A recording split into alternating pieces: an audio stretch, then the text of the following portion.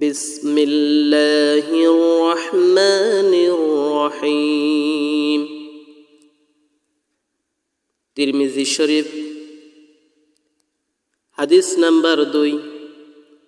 পবিত্রতা অর্জনের ফজিলত। হযরত আবু হুরায়রা রাদিয়াল্লাহু তাআলা আনহু হতে বর্ণিত, তিনি বলেন, রাসূলুল্লাহ সাল্লাল্লাহু আলাইহি ওয়াসাল্লাম ইরশাদ করেছেন, যখন কোনো মুমিন বা মুসলিম বান্দা ওযু করে এবং চেহারা ধৌত করে, তার চেহারা থেকে তার চোখের দ্বারা করণীয় সব গুনাহ পানির সাথে বা পানির শেষ বিন্দুর সাথে দূরীভূত হয়ে যায়। যখন সে তার হাত ধৌত করে, তার দু হাতে করণীয় সমুদয় গুনাহ তার হাত থেকে পানির সাথে বা পানির শেষ বিন্দুর সাথে দূরীভূত হয়ে যায়। এমনকি সে সমস্ত গুনাহ থেকে পরিত্রাণ হয়ে যায়। হযরত আবু ঈসা রাহমাতুল্লাহি আলাইহি বলেছেন, হাদিসটি হাসান এবং সহিহ হাদিস। বিসমিল্লাহির রহমানির রহিম। তিরমিজি শরীফ হাদিস নাম্বার 2। পবিত্রতা অর্জনের ফজিলত।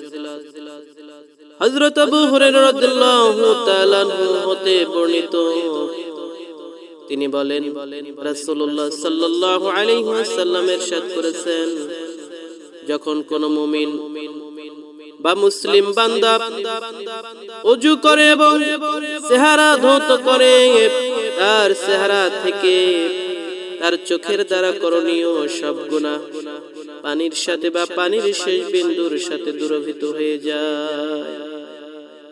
যখন সে তার হাত ধৌত করে, তার দু হাতে করণীয় সমুদয় গুনাহ তার হাত থেকে পানির সাথে বা পানির শেষ বিন্দুর সাথে দূরীভূত হয়ে যায়। এমনকি সে সমস্ত গুনাহ থেকে পরিত্রাণ হয়ে যায়। হযরত আবু ঈসা রাহমাতুল্লাহি আলাইহি বলেছেন, হাদিসটি হাসান এবং সহিহ হাদিস। বিসমিল্লাহির রহমানির রহিম। তিরমিজি শরীফ হাদিস নাম্বার 2। পবিত্রতা অর্জনের ফজিলত। হযরত আবু হুরায়রা রাদিয়াল্লাহু তাআলা আনহু হতে বর্ণিত, তিনি বলেন, রাসূলুল্লাহ সাল্লাল্লাহু আলাইহি ওয়াসাল্লাম ইরশাদ করেছেন, যখন কোনো মুমিন বা মুসলিম বান্দা ওযু করে এবং চেহারা ধৌত করে, তার চেহারা থেকে তার চোখের দ্বারা করণীয় সব গুনাহ পানির সাথে বা পানির শেষ বিন্দুর সাথে দূরীভূত হয়ে যায়। যখন সে তার হাত ধৌত করে, তার দু হাতে করণীয় সমুদয় গুনাহ তার হাত থেকে পানির সাথে বা পানির শেষ বিন্দুর সাথে দূরীভূত হয়ে যায়।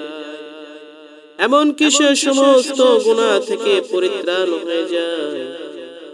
হযরত আবু ঈসা রাহমাতুল্লাহি আলাইহি বলেছেন, হাদিসটি হাসান এবং সহিহ হাদিস।